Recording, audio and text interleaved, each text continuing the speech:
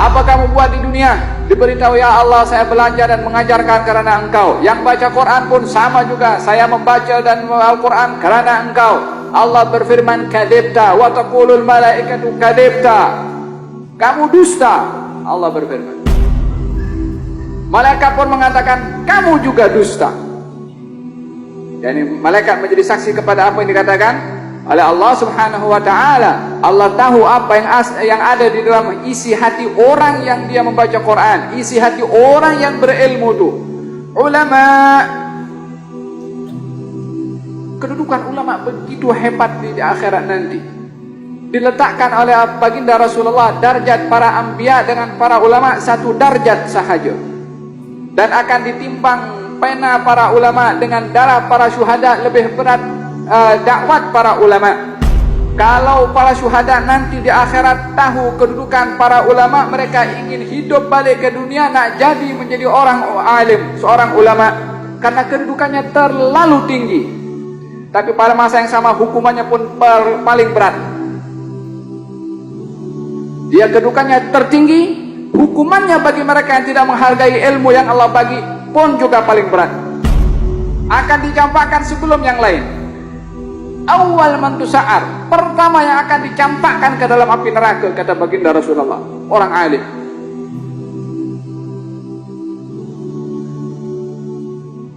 Kata Allah Subhanahu wa ta'ala, kamu belajar mengajarkan kepada orang lain supaya orang tahu dan puji kepada kamu orang yang berilmu. Karena kamu nakkan disanjung, kamu nakkan ini, kamu nakkan itu. Wagadgil, orang pun dah kata kamu alim. Itu yang kamu nak, orang pun dah kata kamu alim, itu yang kamu dapat. Tak ada apa-apa di sisi Allah Subhanahu wa ta'ala. Campakkan ke dalam neraka. Fasuhiba bihi ilan nar. Itu apa itu suhib? Diheret itu orang ke dalam neraka. Orang yang alim, orang berilmu, orang yang baca Quran pun sama juga. Dikatakan, apa kamu buat dengan Al-Quran? Mengatakan, kami baca karena Engkau ya Allah. Allah menjawab, kadibta, kamu dusta. Wa taqulul malaikatu kadibta. Malaikat pun mengatakan, kamu dusta. Kamu baca Quran supaya orang puji kepada kamu, suara kamu itu indah. Wa qad qil, orang pun dah puji suara kamu. Fasuhiba bihi ilan nar, orang baca Quran campakkan juga ke dalam neraka. Demikian orang yang jihad fisabilillah, mengorbankan nyawanya. Dikatakan, apa kamu buat? Jahadku fisabilik, saya berjihad di jalan Engkau. Allah berfirman, kamu dusta. Malaikat menjawab, kamu berdusta. Kamu berjihad adalah agar supaya orang puji kamu seorang pemberani dan pahlawan. Orang pun dah puji kepada kamu. Fasuhiba bihi ilan nar, hantarkan ke neraka. Demikian orang yang suka memberi, mengorbankan kecintaannya kepada harta, diberikan kepada orang lain. Ditanya, apa kamu buat? Saya infak di jalan Engkau. Allah berfirman, kamu dusta. Malaikat pun menjadi saksi, kamu dusta. Kamu berinfak supaya orang puji kamu seorang yang dermawan. Orang pun dah puji kepada kamu. Fasuhiba bihi ilan nar.